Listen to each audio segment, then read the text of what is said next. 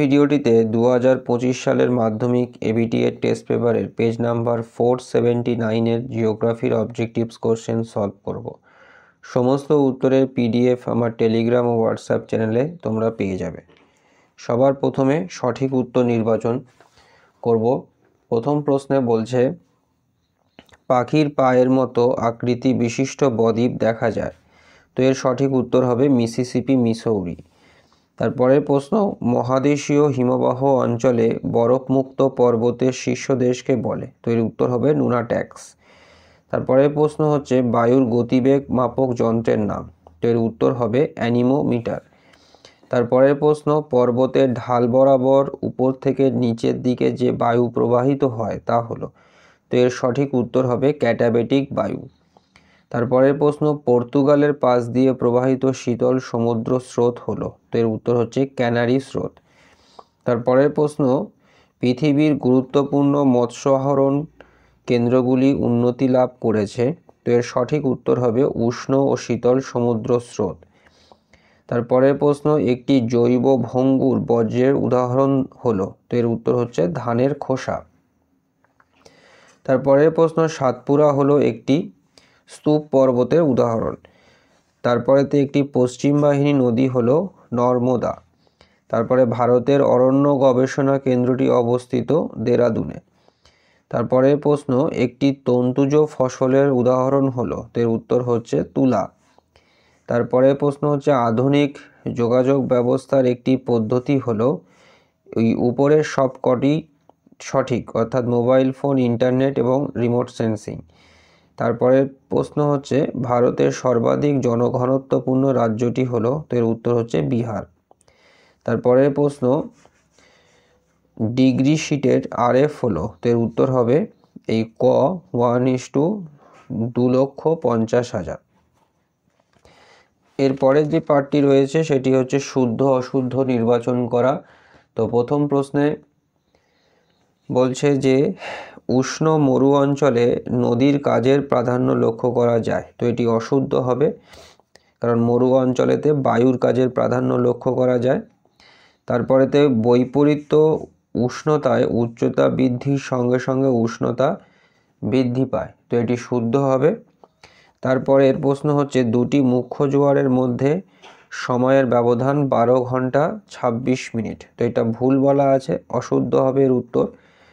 তারপরে শীতল সমুদ্র স্রোত মেরু অঞ্চলে উৎপত্তি লাভ করে। তো এটা সঠিক বলা আছে, তাই এটার উত্তর শুদ্ধ হবে। তারপরে ধান চাষের জন্য কৃষ্ণ মৃত্তিকা আদর্শ। তো এটা ভুল, কৃষ্ণ মৃত্তিকা তুলা চাষের জন্য আদর্শ। তারপরে গুজরাটের প্রধান শিল্প হলো লৌহ ইস্পাত শিল্প। তো এটাও ভুল বলা আছে, অশুদ্ধ হবে। তারপরে টোপো মানচিত্রে বিভিন্ন ভৌগোলিক বিষয়সমূহ নানা সংকেত দ্বারা বোঝানো হয়। তো এটা সঠিক হবে, তাই উত্তর হবে শুদ্ধ। এরপরের যে পার্টটি রয়েছে সেটি হচ্ছে শূন্যস্থান পূরণ। তো প্রথম প্রশ্নে বলা হয়েছে যে পাশাপাশি অবস্থিত দুটি নদী উপত্যকাকে যে উচ্চভূমি পৃথক করে তাকে বলে। তো এর উত্তর হবে জলবিভাজিকা। তারপর পৃথিবীর কেন্দ্র বিমুখ শক্তি গৌণ জোয়ার সৃষ্টির কারণ। তারপরে ঘূর্ণবাত নিম্নচাপযুক্ত অঞ্চলে সৃষ্টি হয়। তারপরে প্রশ্ন হচ্ছে, CO2 অর্থাৎ কার্বন ডাই অক্সাইড একটি গ্রিনহাউস গ্যাসের উদাহরণ। তারপর শিবসমুদ্রম জলপ্রপাত কাবেরী নদীর উপর অবস্থিত। তারপর আহমেদাবাদ শহরকে ভারতের ম্যানচেস্টার বলা হয়। তারপরের প্রশ্ন হচ্ছে যে মোট জনসংখ্যা এবং মোট আয়তনের অনুপাতকে বলে জনঘনত্ব। তারপরের যে পার্টটি রয়েছে সেটি হচ্ছে এক কথায় একটি বা দুটি শব্দে উত্তর দাও। তো প্রথম প্রশ্নতে রয়েছে যে রাজস্থানের চলমান বালিয়াড়িগুলি কী নামে পরিচিত। তো এর উত্তর হচ্ছে ধ্রিয়ান। তারপরের প্রশ্ন হচ্ছে, কোন অঞ্চলটি আন্তঃক্রান্তীয় অভিস্মৃতি অঞ্চল নামে পরিচিত। তো এর উত্তর হচ্ছে নিরক্ষীয় অঞ্চল। তারপরে পৃথিবীর বৃহত্তম মগ্নচড়াটির নাম কি। তো এর উত্তর হবে গ্র্যান্ড ব্যাংক। তারপরে ভারতের একটি বৃষ্টির ছায়া অঞ্চলের নাম লেখো। তো এর উত্তর হচ্ছে শিলং। তারপর ভারতের করমুক্ত বন্দরটির নাম কি। তো এর উত্তর হচ্ছে কান্ডালা। তারপরে ভারতের কোন রাজ্যে বনভূমির পরিমাণ সবচেয়ে বেশি? তো এর উত্তর হচ্ছে মধ্যপ্রদেশ। তারপর প্লাস্টিক কোন জাতীয় বর্জ্যের উদাহরণ? তো এটা হচ্ছে জৈব অবিশ্লেষ্য বর্জ্যের উদাহরণ। তারপরে ইসরো প্রেরিত একটি কৃত্রিম উপগ্রহের নাম করো। তো এটা হচ্ছে ইনস্যাট। এরপরেতে স্তম্ভ মেলানো, তো সিলিকন ভ্যালির সঙ্গে হবে বেঙ্গালুরু।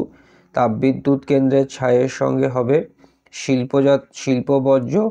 তারপর চার সঙ্গে হবে হচ্ছে বাগিচা শস্য, এবং রেল ইঞ্জিন নির্মাণ কেন্দ্রের সঙ্গে হবে চিত্তরঞ্জন। তো আজকের ভিডিওটি আমি এখানেতেই শেষ করলাম। সমস্ত উত্তরের PDF আমার টেলিগ্রাম ও হোয়াটসঅ্যাপ চ্যানেলে তোমরা পেয়ে যাবে। সবাই ভালো থেকো। Thank you.